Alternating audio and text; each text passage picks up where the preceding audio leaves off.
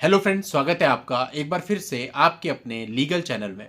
दोस्तों, आज के इस वीडियो में मैं आपको जो बताऊंगा ये एक तरह से आपको लीगल जानकारी तो देगा, लेकिन साथ ही साथ आपकी आंखें खोलने का भी काम करे। फ्रेंड्स, ये एक लेटेस्ट जजमेंट है। जजमेंट में बाद में आता हूं, पहले आपको कुछ समझाना बहुत आवश्यक है।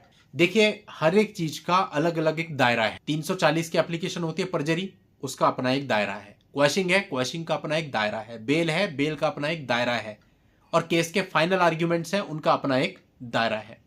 उस दायरे से बाहर जाने की कोशिश आप करोगे तो कोई भी न्यूट्रल पर्सन देखते क्या देगा कि आप गलत कर रहे हैं। फॉर एग्जाम्पल, मेरे पास कई सारी पिटिशंस आती हैं। कई बार म्यूचुअल डाइवोर्स की पिटिशन आती है, उसमें उन्होंने वीडियोस देख लिए होते हैं कई सारे, और इतना सब कुछ वो लिख देते हैं जो रिलीवेंट है ही नहीं।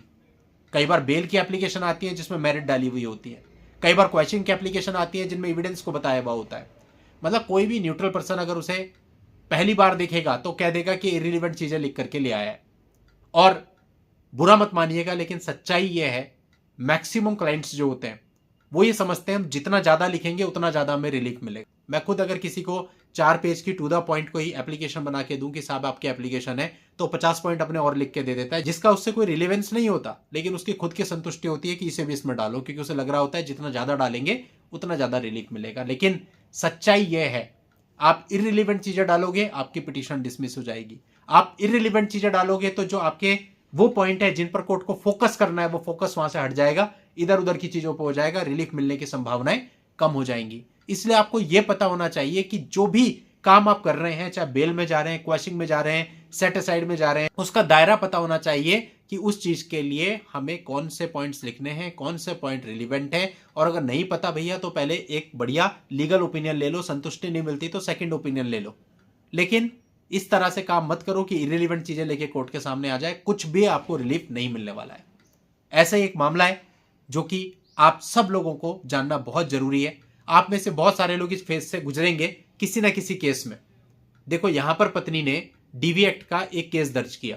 आपको पता होगा डीवी एक्ट में वैसे तो पत्नी बहुत सारे रिलीफ मांगती है, लेकिन मेन रिलीफ उसका मेंटेनेंस होता है। इस मामले में पति को नोटिस किया गया, पति कोर्ट में अपेयर नहीं हुआ। पत्नी के द्वारा एक एप्लीकेशन लगाई गई कि इस मामले को एक्स पार्टी चलाया जाए। मामला उसकी एप्लीकेशन के बाद एक्स पार्टी चलाया गया और फाइनली एक्स पार्टी निस्तारित भी हो गया। 4,000 रुपए प्रति माह का मेंटेनेंस ऑर्डर कोर्ट ने कर दिया।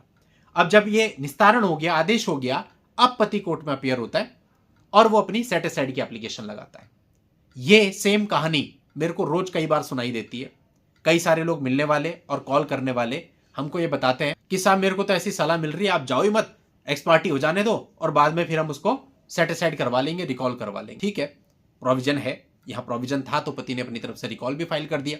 अब रिकॉल पर कोर्ट ने देखा कि भाई पति को नोटिस मिल चुका था और नोटिस मिलने के बाद भी वो नहीं आ रहा था। अब यहां पति को फोकस किस बात पे करना चाहिए था? मेरे हिसाब से तो अपनी गलती स्वीकार करनी चाहिए थी और बताना चाहिए था कि वो क्यों नहीं आ पाया।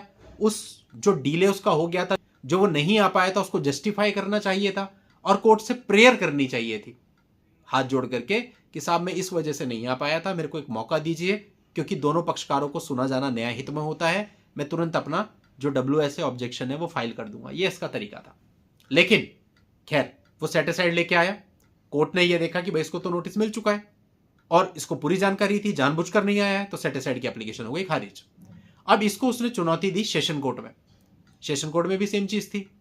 कोर्ट ने देखा कि भाई नोटिस तो मिल चुका है और जानबूझ करके नहीं आया, सेशन कोर्ट ने भी उसको खारिज कर दिया। अब इसके बाद पति जाता है हाई कोर्ट में। अब डेफिनेटली हाई कोर्ट में भी यही चीज थी। हाई कोर्ट ने देखा कि भाई इसको नोटिस मिला लेकिन ये नहीं आया।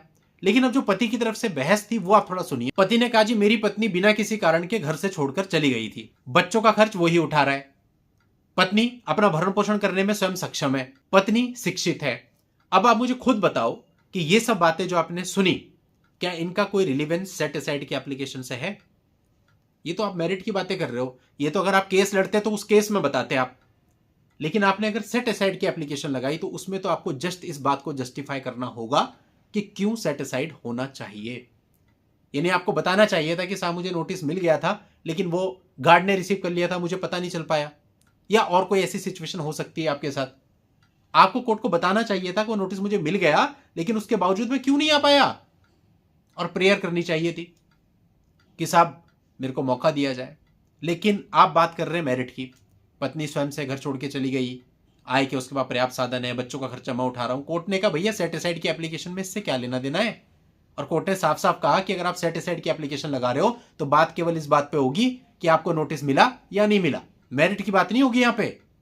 और यह देखा कि ट्रायल कोर्ट ने और सेशन कोर्ट ने दोनों स्पष्ट शब्दों में कहा है कि भैया बंदे को नोटिस मिल चुका है और नोटिस मिलने के बाद भी उपस्थित नहीं हुआ है, तो कोर्ट ने सीधा सीधा पति की पिटीशन खारिज कर दी।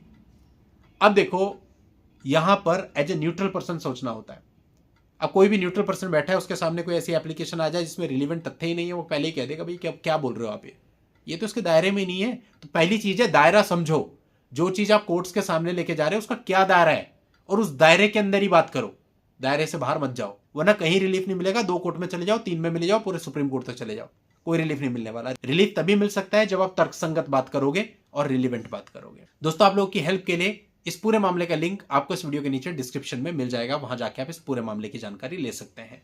आज के इस वीडियो में इतना ही। नेक्स्ट वीडियो में नई जानकारी के साथ मैं आपसे फिर मिलूंगा, तब तक के लिए good bye and thank you for watching. Take care.